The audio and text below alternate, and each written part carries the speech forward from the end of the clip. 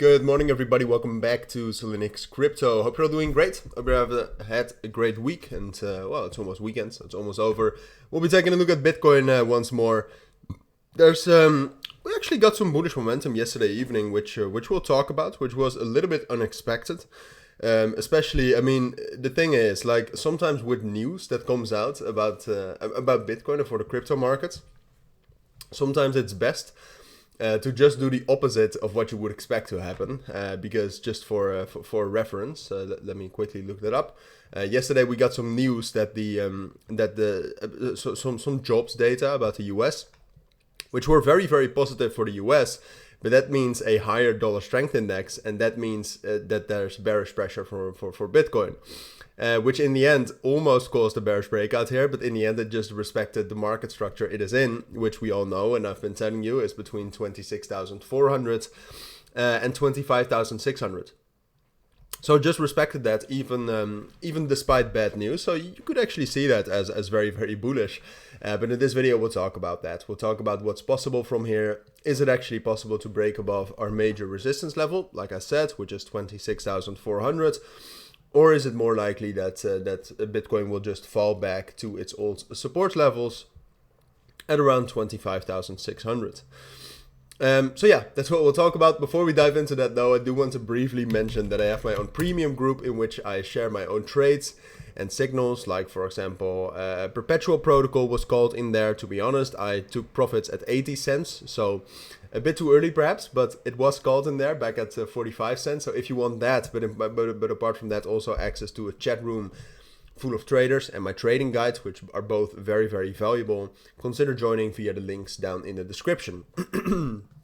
But now into Bitcoin. So see, for Bitcoin, there are basically two different scenarios. The first scenario is that this bullish momentum continues and that it gets a major bullish breakout above 26,400, which would be major. It's a strong resistance, especially also with the 100 EMA and just that entire key level around it. So it would break above that and get towards 27,000, where there's another big resistance. That's one scenario. And on the other hand, what could just happen is that the current market structure would be respected and that Bitcoin will drop down below 26,200 again and start to trend down towards 25,800 and 25,600. Those are the two scenarios. I must say it's a bit hard to predict right now for the sole reason that it's Friday.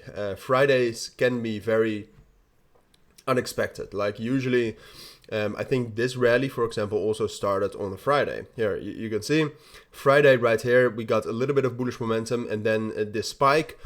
And then this whole rally started. So that all started on a Friday because it's the end of the week and a lot of big traders usually open/close their positions then. So then you can get a reversal. So it's a possibility to see something like this.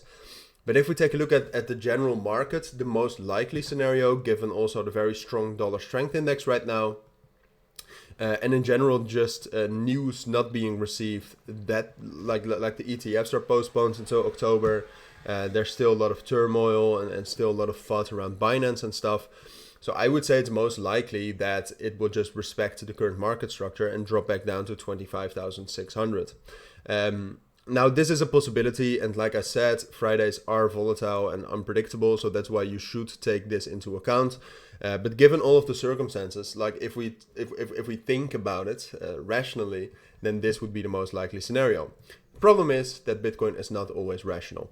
But that's what we'll see today. If we really get a major bullish breakout, then I will make an emergency update to kind of see where that could go. But for now, that's my take on Bitcoin. So thank you for watching, take care, and bye.